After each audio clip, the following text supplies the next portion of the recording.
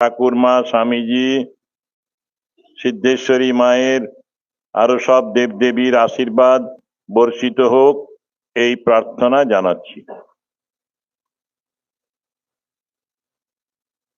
আমাদের ইংরেজিতে ধর্মকে বলে রিলিজিয়ান।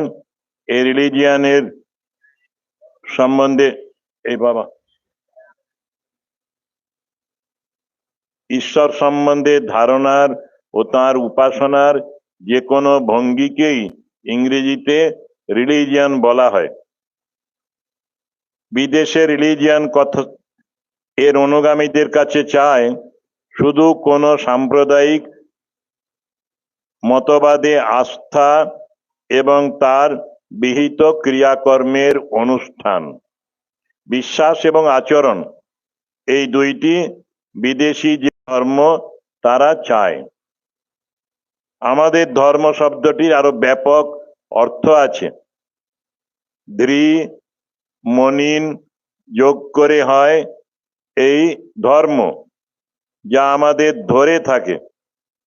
সব কিছু পদার্থের বস্তুর একটা করে নিজস্ব স্বভাব আছে, যেটি তার স্বাতন্ত্র্য, যেটি না থাকলে সেই বস্তুর অস্তিত্বটাই না হয়ে যায়। যেমন আগুনের ধর্ম হচ্ছে তার দহন শক্তি। এরকম প্রত্যেকটি জিনিসেরই একটি করে ধর্ম আছে, মানে তার অন্তরের স্বভাব আছে, বৈশিষ্ট্য আছে। এই বৈশিষ্ট্যকেই আসলে ধর্ম বলা হয়। তো মানব ধর্মটি কি, আমাদের ধর্ম কি? বলা হয়েছে যে আমাদের মধ্যে দেবত্ব আছে অন্তর্নিহিত। প্রত্যেকের ভেতরে দেবতা হওয়ার সম্ভাবনা আছে। দেবতাই প্রত্যেকের অন্তরে প্রসুপ্ত অবস্থায় আছে। এমনিতে বলা হয় কুণ্ডলিত হয়ে কুণ্ডলিনী শক্তি যেন আছেন। তার প্রকাশ নেই, কারণ তার উপরে কিছু মলিনতা আছে, স্বার্থ বুদ্ধি আছে, কাম, ক্রোধ, লোভ, মোহ, এইরকম অহংকার, অভিমান, এইগুলি মলিনতা। কাঁচে যেমন ময়লা মাখানো থাকলে ভেতরের আলোটা দেখা যায় না, তেমনি মানুষের ভেতরের দেবত্বটি প্রকটিত হয় না, প্রকাশিত হয় না, যদি ওই মনের দোষগুলি থাকে, মলিনতা থাকে। এই ধর্ম সম্বন্ধে স্বামী বিবেকানন্দ সংজ্ঞা দিয়েছেন সুন্দর। ঠাকুরেরই কথা যেন বলছেন, মানুষের অন্তর্নিহিত দেবত্বের বিকাশ হলো ধর্ম। আমরা যে পুজো করি সেখানে একটা খুব সুন্দর মন্ত্র আছে ভূত শুদ্ধির। সেখানে আছে ভূত সিংহাটাচ্ছির সুষুম্না পথেন জীব শিবম পরম শিব পদে যজামি স্বাহা। ওং ইয়ং লিঙ্গ শরীরম শোষয় শোষয় স্বাহা। ওং রং সংকোচ শরীরম দহ দহ স্বাহা। ওং পরম শিব সুষুম্না পথেন মূল সিংহাট মূল্য ষোল্লশ জল জল প্রজ্জল প্রজ্জল সোহং হংস স্বাহা। এই মূলাধারে একেবারে মেরুদণ্ডের নিচে রয়েছে ওই সমস্ত শক্তি। সেই শক্তিকে ভূত শুদ্ধির মন্ত্রের মাধ্যমে জাগাতে হয়। স্থূল শরীরটা শুকিয়ে যাক, সূক্ষ্ম শরীরটা পুড়ে যাক, নূতন শরীর যেন হয়। দেবতা হয়ে দেবতার পুজো করতে হয়। ঠিক সেই রকম আমরা ব্যাপকন্যাস বলে একটি ক্রিয়া করি পূজার মধ্যেই, নিত্য পূজায়। তখন হৃদয়ে হাত দিয়ে বলি আং হ্রিং ক্রোং ইয়ং রং লং বং সং সং সং হোং হংসঃ শ্রীরামকৃষ্ণ দেবতায়া প্রাণায় প্রাণা। ওই একই মন্ত্রগুলি বলে বলা হয় শ্রীরামকৃষ্ণ দেবতায়া জীব ইয়স্থিতঃ। এইরকমই বলা হয় শ্রীরামকৃষ্ণ দেবতায়া সর্বেন্দ্রিয়ানি। তারপরে বলা হয় শ্রীরামকৃষ্ণ দেবতায়া বাং মন চক্ষু শ্রোত্র ঘ্রাণ প্রাণা ইহাগত্য সুখম চিরং তিষ্ঠন্তু স্বাহা। পূজারীর হৃদয়ে ওই যার পুজো হচ্ছে পূজ্য তার অধিষ্ঠান চিন্তা করতে হয়, তারপরে নিজের মধ্যে তার প্রাণ প্রতিষ্ঠা করতে হয়। আসলে প্রত্যেকের ভেতরেই আছেন আমাদের ভক্তদের মধ্যে ভক্তের হৃদয় ভগবানের বৈঠকখানা, রামকৃষ্ণ ভক্তদের হৃদয় শ্রীরামকৃষ্ণের বৈঠকখানা। এই বৈঠকখানায় তাকে আবাহন করতে হয়, তার প্রাণ প্রতিষ্ঠা করতে হয়। আর এই ভূত শুদ্ধিতে দেখো শেষে বলা আছে সোহং হংস স্বাহা, আমি সেই পরমহংস, সোহম। ঠিক ব্যাপকন্যাসেও রামকৃষ্ণের প্রাণ আমার প্রাণে মিলিত হোক, তার পার্সোনালিটি, তার জীবত্ব, ব্যক্তিত্ব সেটি আমার সাথে মিলিত হোক। তেমনি সব ইন্দ্রিয়গুলি, হাত পা থেকে শুরু করে আমার হাত তার হাত হয়ে যাক, আমার পা তার পা হয়ে যাক, আমার সব ইন্দ্রিয়গুলো এরকম তার সাথে একীভূত হোক। এই বলেই ওখানেও নিজেকে তার সাথে এক ভাবতে হয়। পূজার বইয়ে আছে তন্ত্রশাস্ত্রে, দেবং ভূত্বা দেবম যজেত, দেবতা হয়ে দেবতার আরাধনা করো। তোমার যে দুর্বলতাগুলি সেইগুলি দূর করো। সেজন্যই দেখবে শুরুতেই আচমন করে, যখন মন্দিরেও তোমরা যাও কখনো, তখন পূজারীরা এক গন্ডুস জল দিয়ে বলবে, বলো ওং বিষ্ণু ওং বিষ্ণু ওং বিষ্ণু। তারপরে মন্ত্র বলে তদ বিষ্ণু পরমম পদম সদা পশ্যন্তি সূরয় দিবীব চক্ষুরাততম। তারপরেই বলেন অপবিত্র পবিত্র বা সর্বাবস্থাঙ্গতপি বা যস্মরেত পুণ্ডরিকাক্ষম স বাহ্যাভ্যন্তর শুচি। এই যে পদ্ম পলাশ লোচন ভগবান নারায়ণ, আমরা ঠাকুরও সেই বিষ্ণু থেকেই এসেছিলেন। ঠাকুরও রাম কৃষ্ণ বিষ্ণু নারায়ণ সব। তো সেই তাঁর চিন্তা করলে আমরা অপবিত্র পবিত্র যে অবস্থাতেই থাকি না কেন, আমাদের শরীর মন শুদ্ধ হবে। এইগুলি করে তারপরে পুজো করতে হয়। পুজোর বিধানই এই। পুজো করতে গেলেই তোমাকে দেবতা হতে হবে। তো স্বামীজি বলেন religion is the manifestation of the divinity already in man.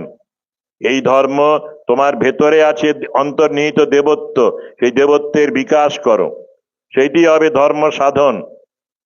ওই আমাদের রত্নাকরকে নারদ মন্ত্র দিলেন, প্রথমে রাম মন্ত্র দিলেন, পারল না বেচারি, তখন মরা মন্ত্র দিলেন। ঠাকুর বলছেন মরারও একটা গভীর অর্থ আছে। ম মানে ঈশ্বর, রা মানে জগৎ, আগে ঈশ্বর তারপরে জগৎ। এই god is first, world is next. তারপরে আমি যদি থাকি, সেলফ ইজ লাস্ট। এটি হচ্ছে ধর্ম সাধন। আর বিষয়ের সাধন কি হবে? সেলফ ইজ লাস্ট, এই self is first, world is next, god is last. সাধারণত এরা ঈশ্বরকে শেষে স্থান দেন, কিন্তু যিনি ভক্ত হবেন তিনি ভগবানকে প্রথম স্থান দেবেন। সব থেকে priority, most priority in life হবে গড। একটি ছেলে সাধু হয়ে যাচ্ছে, তার মা অনেকক্ষণ তার সাথে গেলেন, তারপরেই বিদায় দিচ্ছেন যখন, যে মুহূর্তে বলেন একটা অনুরোধ তোমার কাছে আছে, প্রত্যেক দিন সকালবেলায় ঈশ্বরের নাম করতে ভুলবে না। ঈশ্বরকে দিয়েই জীবনটা স্টার্ট করবে। তেমনি আমরা বলি শুধু স্টার্ট নয়, শেষটাও। শোবার সময়ও তার নাম করে নিদ্রায় যেও, তাহলেই তোমার জীবনটা পূর্ণ হবে, সার্থক হবে। ওই রত্নাকর হয়ে গেলেন বাল্মীকি নাম জপ করতে করতে। বাল্মীকি কোথার থেকে এসেছিল? বাল্মীকি ওপর থেকে আসেনি, কোনো বন জঙ্গল থেকে আসেনি। রত্নাকরের ভেতরেই বাল্মীকি ছিলেন, ওই ময়লা মাখানো। সেই ময়লাগুলি ধুয়ে গেল জপ করতে করতে। পদ্ম বিনোদ, ওই বিনোদ বিহারী সোম মায়ের কাছে এসেছে, রাত্রিবেলায় গান গাইতে গাইতে যাচ্ছে, উঠো গো করুণাময়ী খুলো গো কুটির দ্বার। নাটক করে ফিরত, মদ খেয়ে ফিরত। মা সাহস পেতেন না, শরৎ মাঝ বকতেন, কিন্তু সেদিন এমন করুণ স্বরে গান গাইলে মা জানলা খুলে দিলেন। প্রথমে পাখি খোলা গেল, খুললো, বিনোদ দেখছে যে মায়ের পুরো বাতায়নটা, জানলাটা পুরো খুলে গেল। উঠেছ? তাহলে মা প্রণাম নাও, পেন নাম নাও। প্রণাম করলেন ধুলোর মধ্যে, তারপরে ধুলোয় গড়াগড়ি দিলেন। তারপরে কয়েকদিনের মধ্যেই তার ব্যারাম হলো, শরীর এত খারাপ, উদরই হলো, পেটে জল জমে মারা যাবে। তার আগেই কথামৃত শুনতে চাইল। ভক্তরা কেউ গেলেন, তাকে কথামৃত শোনালেন, চরণামৃত পান করলো ঠাকুরের। তারপরেই ঠাকুরের নাম করতে করতে দেহত্যাগ করলো। মা সব শুনে বললেন, কেন হবে না, ও তো ঠাকুরেরই ছেলে, কাদা মেখেছিল, ওই কাদা ধুয়ে ঠাকুর তাকে কোলে গ্রহণ করেছেন।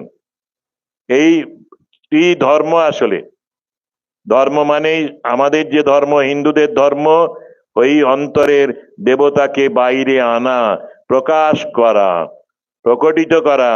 আমাদের প্রত্যেকের এই দেবত্ব আছে। সেই জন্যই আমরা ওই সমাবর্তনের সময় গুরু মুখে শুনি যে সত্যম বদ, ধর্মম চর, তারপরে বলছেন পিতৃদেব ভব, মাতৃদেব ভব, অতিথি দেব ভব, আচার্য দেব ভব। স্বামী বিবেকানন্দ যোগ করলেন দরিদ্র দেব ভব, মূর্খ দেব ভব। হরিহর ব্রহ্মা স্তোত্রে ঠিক অনুরূপ মন্ত্র আছে। যত্র জীব তত্র শিব, পাশবদ্ধস্তথা জীব, পাশমুক্তস্তথা শিব। যেখানেই জীব সেখানেই শিব, যেখানে নারী সেখানে মা, মা দুর্গা। যা দেবী সর্বভূতেষু মাতৃরূপেণ সংস্থিতা, নমস্তস্যৈ নমস্তস্যৈ নমস্তস্যৈ নমো নমঃ। ধর্মের ভাব এইগুলি। বন্দনানন্দজি আমাদের জেনারেল সেক্রেটারি ছিলেন, উনি একটা কথা প্রায় বলতেন তার বক্তৃতায়, সৃষ্টি দৃষ্টিবাদ। ঈশ্বরের সৃষ্টি যেভাবে আছে আবরণ সমেত, সেটাকে পাল্টানো যায় দৃষ্টির মাধ্যমে। সৃষ্টিটা এমনি পাল্টাবে না, কিন্তু সৃষ্টিটাই যারা জ্ঞানী, যারা দ্রষ্টা, যারা ভক্ত, তারা দেখবেন অন্য রূপে। সৃষ্টির মধ্যেই ঈশ্বরকে দেখবেন, তিনি সব কিছু হয়েছেন। ওই যে মা বৃদ্ধ বয়সে, বুকে দুধ নেই, কিচ্ছু নেই, শুকিয়ে গেছে, পয়সাও নেই, মায়ের টেনশন নেই, এই মাকে ত্যাগ করব কি না? এই মায়ের মধ্যে দেবতা আছেন, ঠিক ওই রকম পিতার মধ্যে দেবতা আছেন। অনেকেই ভয় পায় যে আমি মারা গেলে আমাকে কে দেখবে।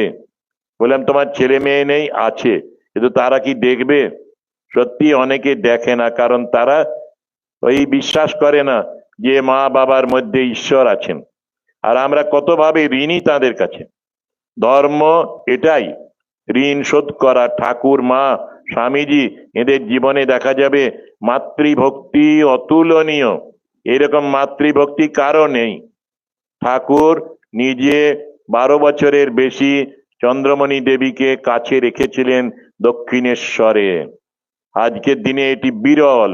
আর প্রত্যেক দিন সমাধি না হলে ঠাকুর মায়ের কাছে গিয়ে প্রণাম করে বলতেন, মা তোমার কিছু প্রয়োজন আছে? এই জন্যই বলা হয়, এগুলি সব দেখে জীবনী পড়ে আমাদের মনে হয় গুরুজনদের কথা, ক পন্থা, আমি কোন পথে চলবো। তারা বললেন মহাজনস্যগত স্বপন্থা। মহাজনেরা যারা আজকের দিনে পুজো পান, শ্রদ্ধা পান, এই 1000 বছর পরে, 2000 বছর পরে, এই শঙ্কর, রামানুজ, চৈতন্য, এই রামকৃষ্ণদেব 200 বছর পরে এই শ্রদ্ধা পাচ্ছেন, পুজো পাচ্ছেন। তারা যে আচরণ করেছেন ব্যক্তিগত জীবনে, সেই রকম আচরণ করো। কি করলে ধর্ম লাভ হবে, ঈশ্বর লাভ হবে? ঠাকুর বলেন সাধু সঙ্গ করো। সাধু সঙ্গের মাধ্যমে, সাধু মানে মহাপুরুষরা যা করে গেছেন তার সম্বন্ধে একটা ধারণা হবে, এবং সেই মতো আচরণ করো। জীবন যে লাইফস্টাইল, সেইটিকে চেঞ্জ করে তাঁদের লাইফস্টাইলে চলো। তোমার জীবন যেন তাঁদের ছাঁচে গড়া হয়। ঠাকুর অনেক জায়গায় বলেছেন যে আমি একটা ছাঁচ করে গেলাম, মোল্ড করে গেলাম, এই ছাঁচে ফেলে তোমাদের জীবনটা গড়ার চেষ্টা করো। সত্যনিষ্ঠা, ঈশ্বর নিষ্ঠা, ভগবত ভক্তি, এই মাতৃভক্তি, মানব প্রেম, সব দিক দিয়ে অতুলনীয়। যখন অরবিন্দের বাড়ি তল্লাশি হচ্ছে, পুলিশ অফিসাররা ভয় পাচ্ছে, একটা কৌটোতে উপর পাত্রে রয়েছে গুঁড়ো একটা মশলার মতো জিনিস। এটা কি বোমার মশলা? আলিপুর বোমার মশলাতেই তো ওরা অভিযুক্ত। বাড়ি খানা তল্লাশি হচ্ছে, চিরুনি তল্লাশি বলে। সেই সময়ে অরবিন্দ হেসে বললেন, ভয় পেও না, ওর মধ্যে ওই বোমার থেকেও শক্তিশালী জিনিস আছে। এটি হলো দক্ষিণেশ্বরের মাটি। এই মাটি আমাদের দেশকে ভালোবাসতে শিখিয়েছে। রামকৃষ্ণ, বিবেকানন্দ, মা নিবেদিতা, এরা সব দেশপ্রেমের মূর্ত বিগ্রহ ছিলেন। এই ধর্ম বিগ্রহ। ধর্মের মধ্যে সব আসবে, ধর্ম অল ইনক্লুসিভ, কাউকে বাদ দেবে না। চৈতন্যদেবের জীবনীতে আছে, নিত্যানন্দকে পাঠাচ্ছেন পুরী থেকে গৌড়ে বাংলায়, আর বলছেন সকলকে ধর্মদান করবে, নাম বিতরণ করবে, পাপীদের বেশি দেবে, পুণ্যবানকেও দেবে, কিন্তু কাউকে ছাড়বে না। সকলের মধ্যে এই ধর্ম আছে, এই ধর্মকে প্রকাশিত করা এইটি মহাপুরুষদের কাজ। গীতায় ভগবান শ্রীকৃষ্ণ তাই বললেন যে সম্ভবামি যুগে যুগে, কেন? ধর্ম সংস্থাপনার্থায়, ধর্ম সংস্থাপনের জন্যই আমি যুগে যুগে নিজেকে প্রকাশ করি, নরশরীর ধারণ করি। যিনি রাম, যিনি কৃষ্ণ, যিনি বুদ্ধ, যিনি চৈতন্য, তিনি ওই রাম কৃষ্ণ রূপে এসেছিলেন। সাথে নিয়ে এসেছিলেন একটা বড় টিম। আমাদের ঠাকুর ঘরগুলোতে ওই 15 জন 12 জন শিষ্যদের ছবি থাকে, তার সাথে অন্যান্য দেবদেবী থাকে, সপার্ষদ, সদেব দেবী। ঠাকুর ছিলেন সর্বদেব দেবীর স্বরূপ। সব পার্ষদদের তিনি জীবনটা গড়ে দিয়েছিলেন।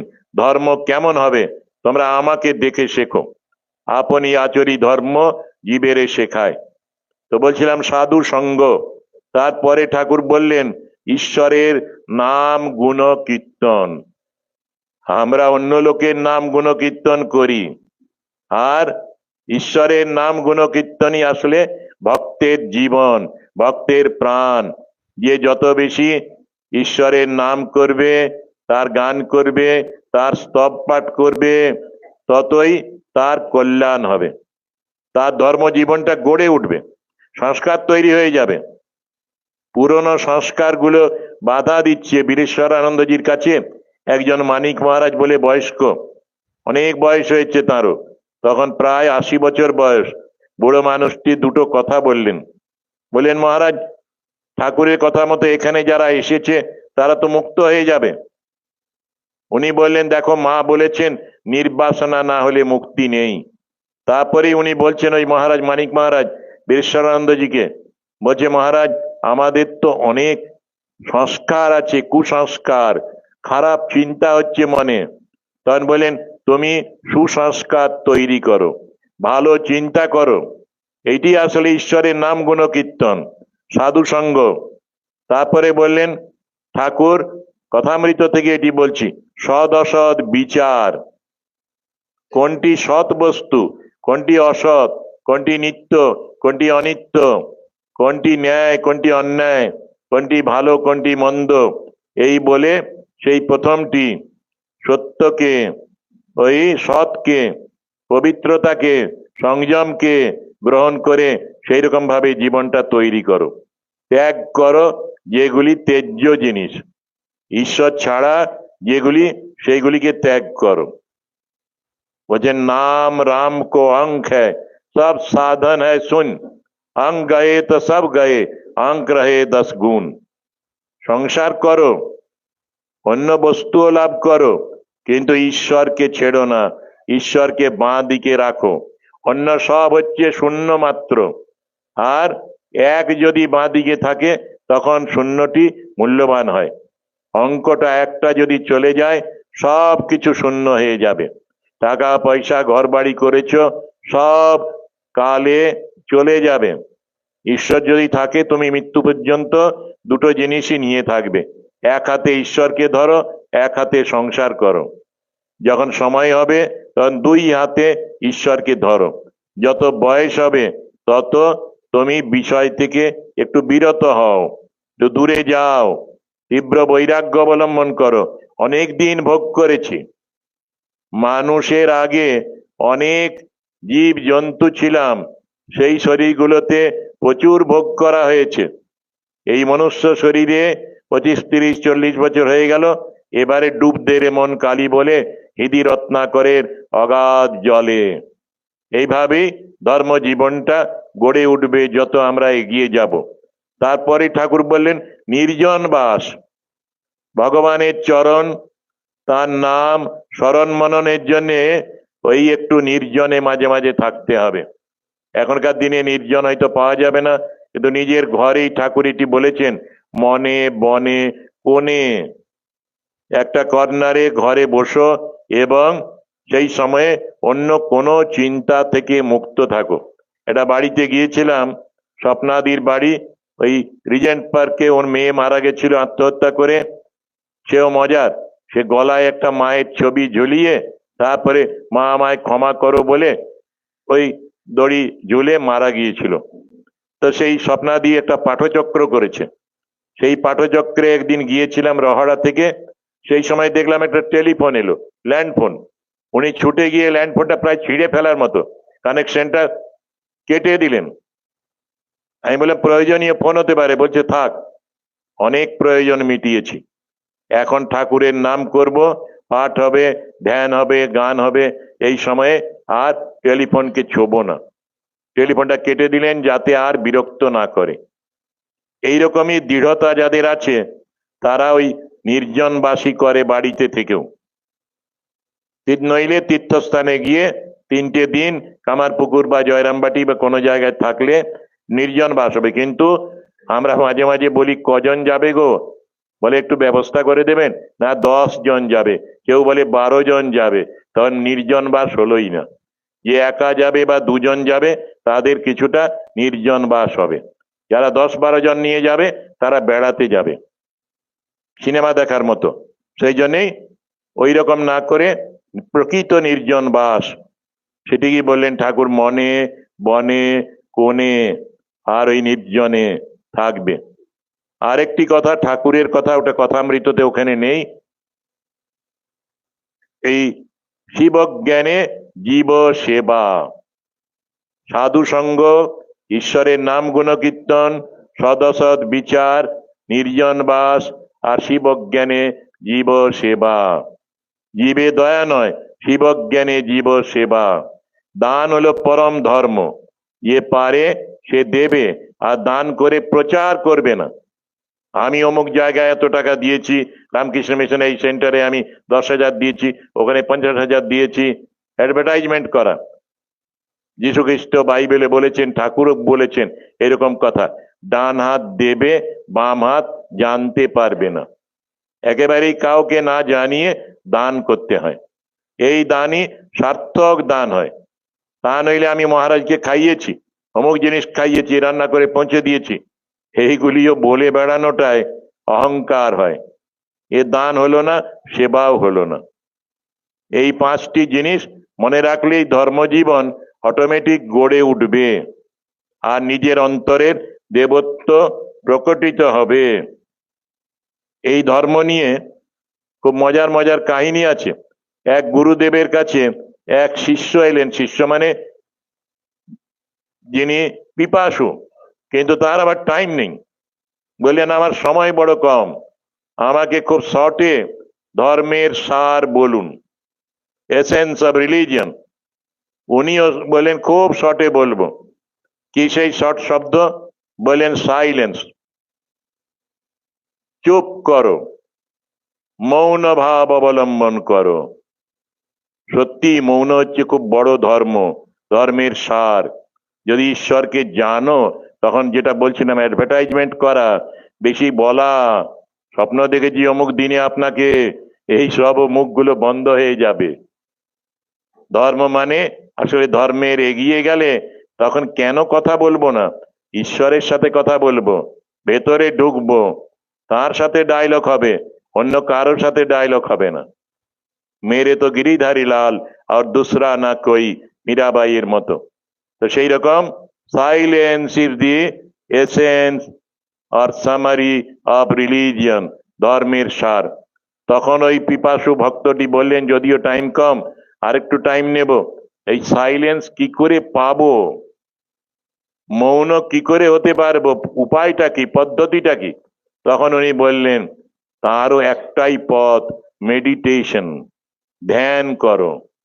ধ্যান করতে করতেই দেখবে আর বাজে কথা বলার ইচ্ছে হবে না। উপনিষদে আছে তমেবৈকম জানথ আত্মানম অন্য বাচো বিমুঞ্চথ, অন্য কথা বন্ধ ত্যাগ করো, তাকেই কেবল জানো। তমেবৈকম জানত আত্মানম, এই আত্মাকে জানো। তারপরে বলছেন যে অমৃতত্বস্য এষ সেতু, এই হলো অমর হবার সেতু। এই সেতুর ওপারেই, এই যদি তুমি মৌন অবলম্বন করো, ঈশ্বরের চিন্তা করো বা তোমার আত্মার চিন্তা করো, তুমি অমরত্বের পথে যাত্রা করবে। আরেকবার ওই সাধুকেই, গুরুকে, আরেকজন এলেন তীর্থযাত্রী, উনিও বলেন আমার টাইম বড় কম, আজকে সত্যি জগতের মানুষের অনেক সময় অন্যভাবে নষ্ট করে, বাদাম খেয়ে আরো নানা রকম করে গল্প করে পরনিন্দা পরচর্চা করে। তো সেই মানুষ বলবে গুরুদেব আমার টাইম কম, আমাকে খুব সংক্ষেপে আধ্যাত্মিকতা সম্বন্ধে বলুন। উনিও বলেন একটা শব্দে বলবো, বলেই বলেন অ্যাওয়ারনেস, সচেতনতা, সচেতন হও। যেটিকে ঠাকুর বলেছেন মানুষ, তো মানুষ, মানুষ মানে সে নিজের মর্যাদা, আত্মমর্যাদা সম্বন্ধে সচেতন হবে। আমি যে মানুষ, আমি পশুর ন্যায় আচরণ করতে পারি না। ধর্ম প্রসঙ্গে বলা হয়েছে যে নিজেকে জানে না, যার নিজের দেবত্বের বিকাশ করেনি, সে পশু ছাড়া আর কিছু নয়। ধর্মে নহীনা পশুবিস সমানা। যাই হোক, উনি বলেন অ্যাওয়ারনেস। এবারে তীর্থযাত্রী যার সময় নেই, তিনি বলেন বড্ড ছোট হয়ে গেল, একটু বড় করে দেবেন। উনি সেদিন মুখে বলেননি, তার সেদিন মৌন দিন ছিল, মৌনী থাকার দিন। উনি একটা কাগজ নিয়ে কলম নিয়ে লিখেছিলেন অ্যাওয়ারনেস। যখন বললেন যে ছোট হয়ে গেছে একটু বাড়িয়ে দিন না, উনি একটা কমা দিলেন, আবার লিখলেন অ্যাওয়ারনেস, আবার কমা দিলেন, কমা দিয়ে আরেকবার লিখলেন অ্যাওয়ারনেস, তিনটে অ্যাওয়ারনেস লিখলেন। এবারে এই ভদ্রলোক বললেন এই তিনটে অ্যাওয়ারনেস এর মানে কি? তখন উনি বললেন awareness, awareness, awareness means awareness, তিনটেরই একই মানে।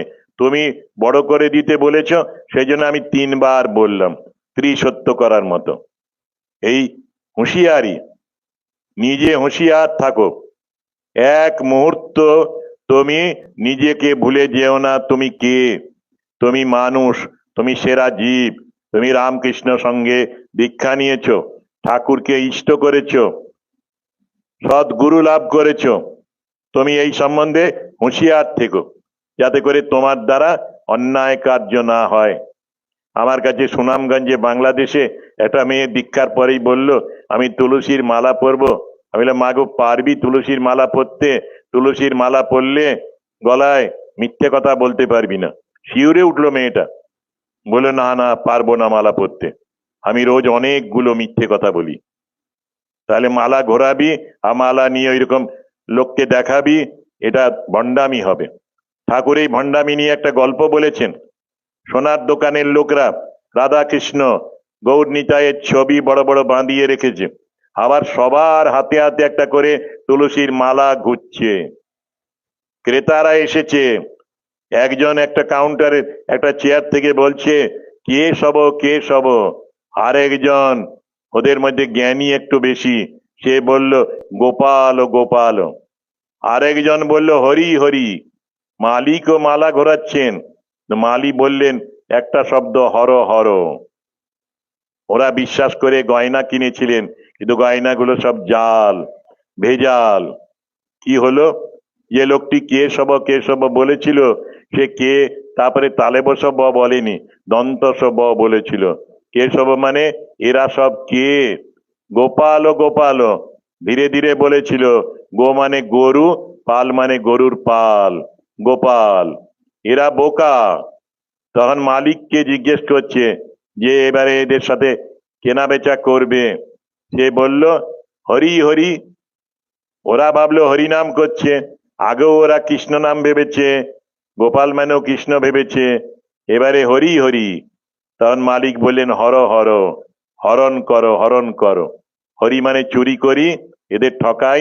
মালিক বলে দিলেন হ্যাঁ ঠকাও। 4 জনেরই তুলসীর মালা হাতে, রুদ্রাক্ষ নিয়েও এরকম ঠকাতে পারে। সেই জন্যেই মালা জপ করা একটু কঠিন বলা হয়। অনেকে বলে আমার গুরুদেব আমাকে মালাই দিলেন না, আমাকে বললেন হাত দিয়ে করেই জপ করো, যতদিন ঈশ্বর আঙ্গুল দিয়েছেন, মাও বলেছেন আঙ্গুলে জপ করো, আঙ্গুল ঈশ্বর দিয়েছেন নাম জপ করার জন্যে। তবু অনেকে জপ করে, তাড়াতাড়ি জপ হয় আরো নানা কারণে। মালার কিছু জটিলতাও আছে, রেস্ট্রিকশন আছে। মালাকে আবার অভুক্ত রাখতে নেই। মালা রাখলে প্রত্যেক দিন ওই নিজেও চাপ থাকবে, বেশি করে জপ করতে হবে। যাই হোক না কেন, এই সৎ জীবন যাপন করা সেটি হলো ধর্মের লক্ষণ। ধর্ম জীবন যাপন করলে তোমাকে ওই তোমার মলিনতাগুলোকে দূর করতে হবে। কাম ক্রোধ লোভ মোহ, আমি আমার, আমি না হলে চলে না, ঠাকুরের কথামৃততে এরকমের অনেক উপমা আছে, গল্প আছে। সেইগুলি করে আমাদের নিজেদের পরিষ্কার হতে হবে এবং তার কাছে বারবার প্রার্থনা করতে হয়। প্রার্থনার শক্তি অমোঘ। ঠাকুর অনেক গল্প বলেছেন। গল্প মানে কি? এগুলি সবই কাহিনী, রামায়ণের কাহিনী। পম্পা সরোবরে দেখা গেল রাম লক্ষ্মণ গিয়েছেন, একটি কাক জল খেতে যাচ্ছে আবার জল খাচ্ছে না। অনেক দূর গিয়ে জলটা মুখে দেবে, তারপরে খাচ্ছে না। দেখা গেল কাকটার ঠোঁটটা নড়ছে। লক্ষ্মণ জিজ্ঞেস করলেন এ কি করছে, কেন জল খাচ্ছে না? এর কি অসুখ আছে? বললেন না, ও খুব ভক্ত, ও ভগবানের নাম করছে, নামের বিরাম হবে জল খেলে, সেজন্য নাম করছে না। তোমরা শবরীর প্রতীক্ষা পড়লে দেখবে শবরীও চোখটাই বন্ধ করতে পারত না। যদি ঠাকুর চলে আসেন রামচন্দ্র, তাহলে তার সাথে দেখা হবে না। কতদিন ধরে অপেক্ষা করেছেন এবং সব সময় নাম করে গেছে। চোখ বন্ধ না করে চোখ খুলে বুড়ি হয়ে গেলেন, রামের দেখা পেলেন, সময় হয়ে গেল, তারপরেই তুষানলে দেহত্যাগ করেছিলেন তিনি। এই পথ দিয়ে সীতা কিভাবে গেছেন সেই সব বর্ণনা দিয়ে তারপরে দেহত্যাগ করেছেন। ধর্ম এইরকম, মহাপুরুষদের জীবন থেকে শিখবার আমাদের। আমরা সেই জন্যেই আমাদের রামকৃষ্ণ মিশনের প্রকাশিত বই আছে বড় সুন্দর, গম্ভীরানন্দজির করা, শ্রী শ্রী রামকৃষ্ণ ভক্ত মালিকা। সেখানে সন্ন্যাসী শিষ্যদের জীবনী আছে। পথ চলার জন্যে ওদের জীবন থেকেও অনেক শিক্ষা পাবো।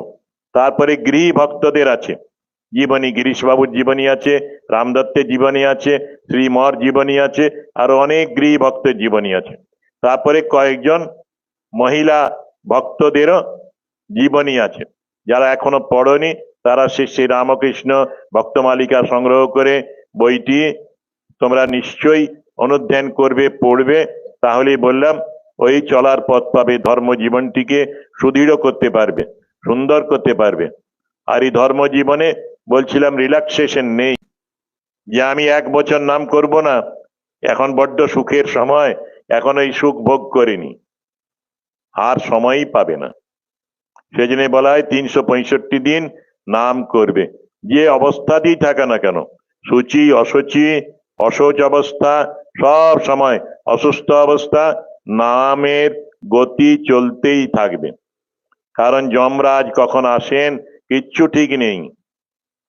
দেখা যায় আজকে ভালো আছে, কালকে থাকবে কিনা ঠিক নেই।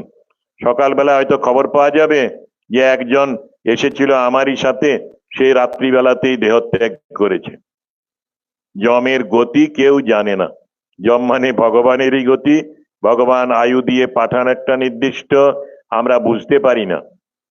মহাভারতে আছে অহনি অহনি ভূতানি গচ্ছন্তি যম মন্দিরম শেষা স্থিরত্বমিচ্ছন্তি কিমাশ্চর্যমত পরম। আশ্চর্য কি? যুধিষ্ঠিরকে বকরূপী ধর্ম জিজ্ঞেস করেছিলেন। উনি বলেন জানো প্রত্যেক দিন মানুষ মারা যাচ্ছে, কিন্তু যারা বেঁচে থাকে তারাই চিন্তাই করে না আমাকেও একদিন যেতে হবে, আমি কি তৈরি আছি? সত্যি এই রকমের ভাবনাও প্রয়োজন, তৈরি থাকতে হয়। একজন সাধুকে এক সময় ভক্ত একজন জিজ্ঞেস করলেন কেমন আছেন? তবে যে মাথায় বালিশের কাছে যদি মৃত্যু থাকে তাহলে কেমন থাকে? অর্থাৎ আমি প্রত্যেক দিন জাগরণে, স্বপ্নে, নিদ্রায় মৃত্যুর চিন্তা করে থাকি। স্বামীজি বলেছেন মৃত্যুকে ভালোবাসাই ধর্ম। সন্ন্যাসীদের বলেছেন, গৃহস্থ যারা ভক্ত তাদেরও এইরকমই চিন্তা ছিল। কেউ ভাবেননি আমি চিরকাল বেঁচে থাকবো আর ভোগ করব। ভোগের জন্য জীবন নয়, ত্যাগের জন্য জীবন। ত্যাগে নৈকে অমৃতত্ব মানসু। সংসার ছেড়ে চলে যাবেন। ওই যাজ্ঞবল্ক্য ঋষি মৈত্রী আরেক স্ত্রীকে সম্পত্তি ভাগ করে দিয়ে যাচ্ছেন, 2 ভাগ করে রেখেছি, এক একজন তোমাদের শেয়ার, বুঝে নাও। একজন নিয়ে নিলেন, বিষয় বুদ্ধি সম্পন্ন। আরেকজন জ্ঞানী ছিলেন, বললেন হে স্বামী, এর দ্বারা কি অমৃত লাভ হবে? স্বামী বললেন না, হবে না। বিষয়ের আনন্দ একরকম, ঈশ্বরের আনন্দ, অমৃতের আনন্দ আরেক রকম। তখন বলেন স্বামী, তুমি যে বস্তু পেয়ে ওই সংসার ত্যাগ করে যেতে চাও, আমাকে সেই বস্তুর জ্ঞান দাও। স্বামী বললেন যে তুমি আমার প্রিয় ছিলে, আরো প্রিয় হলে, কারণ আমার যে প্রিয় বস্তু, সেই প্রিয় বস্তুকে তুমিও চাইলে বা চাইছো। তারপরে ওদের মধ্যে কথাবার্তা হলো, মানুষ কেন মানুষকে ভালোবাসে, মানুষ কেন অন্য বস্তুকে ভালোবাসে। বলছেন সব বস্তুর মধ্যে আত্মা বা ঈশ্বর আছেন, সেই জন্যই আমরা ভালোবাসি বিভিন্ন বস্তুকে। ঈশ্বর যদি না থাকেন তাহলে সেই বস্তুটি আমাদের কাছে ত্যায্য হয়ে যাবে, আমরা তাকে আর চাইবই না। এইরকমই আসল পরম তত্ত্ব ধর্ম এইগুলি। আমি একটা বইয়ের কথা বলি, যেমন বলছিলাম হিন্দু ধর্ম, স্বামী নির্বেদানন্দজির, বেলঘরিয়ায় থেকে প্রকাশ হয়েছে। বইটি আমাদের বেলুড় মঠ অন্য জায়গাতেও পাওয়া যায়। খুব ভালো বই। তাতে হিন্দু ধর্মের সব দিকগুলো, অ্যাসপেক্ট গুলো নিয়ে সুন্দর আলোচনা করেছেন নির্বেদানন্দ মহারাজ, যিনি বেলঘরিয়া রামকৃষ্ণ মিশনের প্রতিষ্ঠাতা, স্বামী ব্রহ্মানন্দজির অন্তরঙ্গ শিষ্য। তো এদের লেখা ওই শ্রীরামকৃষ্ণ ভক্তমালিকা, আদর্শ জীবন সন্ন্যাসী গৃহীদের, সেইগুলি আমাদের নিত্য পাঠ্যের মতো। আর রামকৃষ্ণ কথামৃত, যে অমৃত সঞ্চয় করে রেখেছিলেন শ্রীম এবং পরে মানুষের কল্যাণে দিয়ে গেলেন এ কথামৃত রূপে, এইগুলি আমাদের নিত্য পাঠ করলে আমাদের ধর্মজীবন অতীব সুন্দর হবে। আর এর থেকেই শান্তি লাভ করব, ঈশ্বর লাভ করব। ঈশ্বরই আসলে পরম শান্তির নিদান। আজকে এইটুকু বলে শেষ করি। ঠাকুর মা স্বামীজি সকলের কল্যাণ করুক সার্বিক, এই প্রার্থনা। অসৎ হইতে মোরে সৎপথে নাও, জ্ঞানের আলোক জেলে আঁধার গুচাও, মরণের ভয় যা কমর করো, দেখা দিয়ে রামকৃষ্ণ শঙ্কা হর, করুণা আশিস ঢালো রুদ্র শিরে, চিরদিন থাকো মোর জীবন ঘিরে, ঝরিয়া পড়ুক শান্তি চরাচরময়, চির শান্তি পরিমলে ভরুক হৃদয়। ওম শান্তি শান্তি শান্তি। হরি ওম তৎসৎ। শ্রীরামকৃষ্ণার্পণমস্তু।